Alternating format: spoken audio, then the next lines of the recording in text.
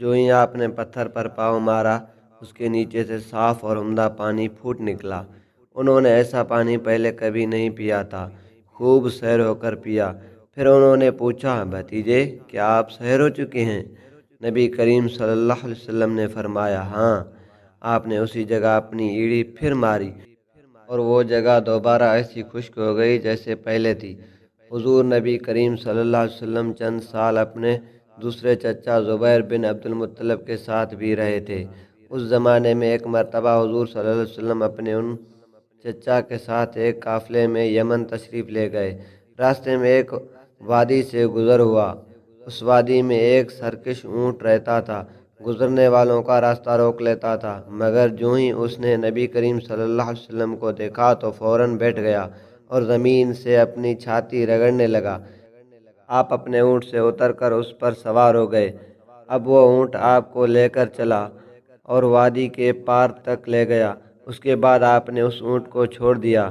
یہ قافلہ جب سفر سے واپس لوٹا تو ایک ایسی وادی سے اس کا گزر ہوا جو طوفانی پانی سے بھری ہوئی تھی۔ پانی موجیں مار رہا تھا۔ یہ دیکھ کر آپ نے قافلے والوں سے فرمایا، میرے پیچھے پیچھے آؤ۔ پھر آپ اطمینان سے وادی میں داخل ہو گئے۔ باقی لوگ بھی آپ کے پیچھے تھے۔ اللہ تعالیٰ نے اپنی قدرت سے پانی خشک کر دیا اور آپ پورے قافلے کو لیے پار ہو گئے۔ قافلہ مکہ پہنچا تو لوگوں نے یہ حیرت ناک واقعات بیان کیے۔ لوگ سن کر بول اٹھے، اس لڑکے کی تو کچھ شان ہی نرالی ہے۔ ابن ہشام لکھتے ہیں، بنو لیب کا ایک شخص بہت بڑا قیافہ شناس تھا، یعنی لوگوں کی شکل و صورت دیکھ کر ان کے حالات اور مستقبل کے بارے میں اندازہ لگایا کرتا تھا۔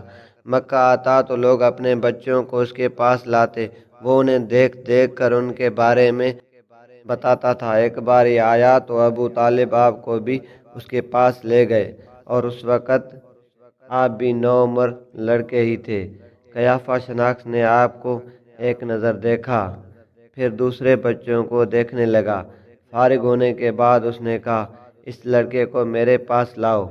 ابو طالب نے یہ بات محسوس کر لی تھی کہ قیافہ شناس نے ان کے بھتیجے کو عجیب نظروں سے دیکھا ہے، لہذا وہ آپ کو لے کر وہاں سے نکل آئے تھے۔ جب قیافہ شناس کو معلوم ہوا کہ آپ وہاں موجود نہیں ہیں تو وہ چیخنے لگا، تمہارا برا ہو، اس لڑکے کو میرے پاس لاؤ جسے میں نے ابھی دیکھا ہے۔ اللہ کی قسم وہ بڑی شان والا ہے۔ ابو طالب نے نکلتے ہوئے اس کے یہ الفاظ سن لیے تھے۔ ابو طالب نے تجارت کے غرض سے شام جانے کا ارادہ کیا۔ نبی کریم صلی اللہ علیہ وسلم نے بھی ساتھ جانے کا شوق ظاہر فرمایا۔ بعض روایات میں آیا ہے کہ آپ نے جانے کے لیے خاص طور پر فرمائش کی۔ ابو طالب نے آپ کا شوق دیکھ کر کہا، اللہ کی قسم میں اسے ساتھ ضرور لے جاؤں گا، نہ یہ کبھی مجھ سے جدا ہو سکتا ہے نہ میں اسے کبھی اپنے سے جدا کر سکتا ہوں۔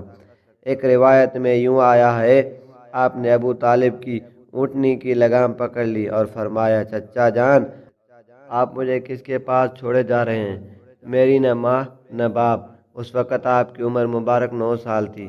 آخر ابو طالب آپ کو ساتھ لے کر روانہ ہوئے، آپ کو اپنی اونٹنی پر بٹھایا۔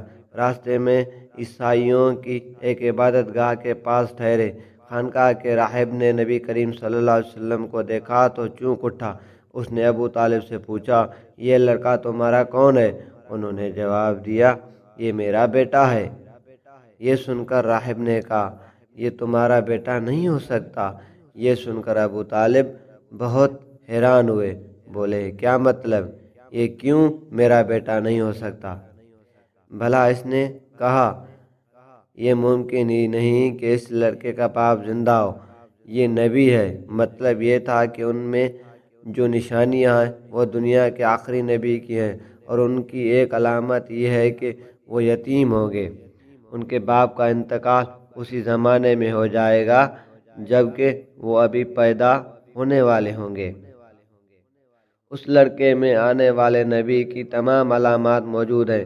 ان کی ایک نشانی یہ ہے کہ بچپن میں ان کی والدہ کا بھی انتقال ہو جائے گا۔ اب ابو طالب نے اس راہب سے پوچھا، نبی کیا ہوتا ہے؟ راہب نے کہا، نبی وہ ہوتا ہے جس کے پاس آسمان سے خبریں آتی ہیں اور پھر وہ زمین والوں کو ان کی اطلاع دیتا ہے۔ تم یہودیوں سے اس لڑکے کی حفاظت کرنا۔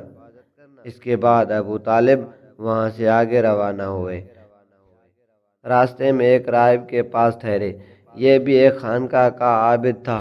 اس کی نظر بھی نبی کریم صلی اللہ علیہ وسلم پر پڑی تو یہی پوچھا، یہ لڑکا تمہارا کیا لگتا ہے؟ ابو طالب نے اس سے بھی یہی کہا، یہ میرا بیٹا ہے۔ راہب نے یہ سن کر بولا، یہ تمہارا بیٹا نہیں ہو سکتا، اس کا باپ زندہ ہی نہیں سکتا۔ ابو طالب نے پوچھا، وہ کیوں؟ راہب نے جواب میں کہا، اس لیے کہ اس کا چہرہ نبی کا چہرہ ہے، اس کی آنکھیں ایک نبی کی آنکھیں ہیں، یعنی اس نبی جیسی جو آخری امت کے لیے بھیجے جانے والے ہیں۔ ان کی علامات پرانی آسمانی کتابوں میں موجود ہیں۔ اس کے بعد یہ قافلہ روانہ ہو کر بصری پہنچا۔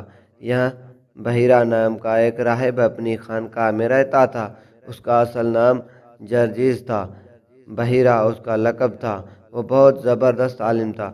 حضرت عیسیٰ علیہ السلام کے زمانے سے اس خانقاہ کا راہب نسل در نسل یہ عالم فاضل خاندان ہی چلا آ رہا تھا۔ اس طرح اس زمانے میں ان کا سب سے بڑا عالم بحیرہ ہی تھا۔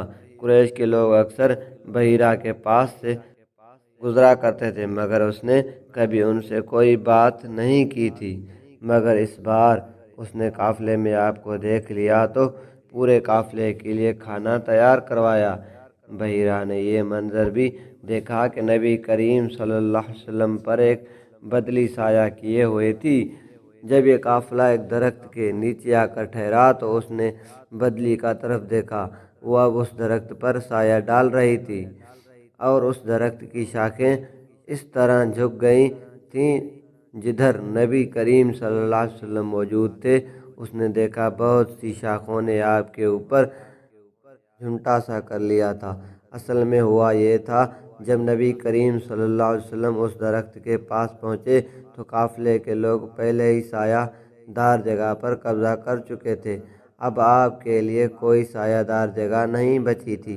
چنانچہ آپ جب دھوپ میں بیٹھے تو شاخوں نے اپنا رخ تبدیل کر لیا اور آپ کے اوپر جمع ہو گئیں۔ اس طرح آپ مکمل طور پر سائے میں ہو گئے۔ بحیرہ نے یہ منظر صاف دیکھا تھا۔ آپ کی یہ نشانی دیکھ کر اس نے قافلے والوں کو پیغام بھجوایا، اے قریشیو، میں نے آپ لوگوں کے لیے کھانا تیار کروایا ہے۔ میری خواہش ہے کہ آپ تمام لوگ کھانا کھانے آئیں، یعنی بچے، بوڑھے اور غلام سب آئیں۔ بحیرہ کا یہ پیغام سن کر قافلے میں سے ایک نے کہا، اے بحیرہ، آج تو آپ نیا کام کر رہے ہیں۔ ہم تو اکثر اس راستے سے گزرتے ہیں، آپ نے کبھی دعوت کا انتظام نہیں کیا، پھر آج کیا بات ہے؟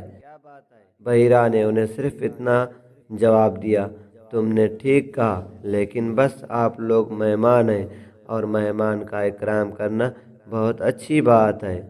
اس طرح تمام لوگ بحیرہ کے پاس پہنچ گئے، لیکن اللہ کے رسول صلی اللہ علیہ وسلم ان کے ساتھ نہیں تھے، انہیں پڑاوی میں چھوڑ دیا گیا تھا۔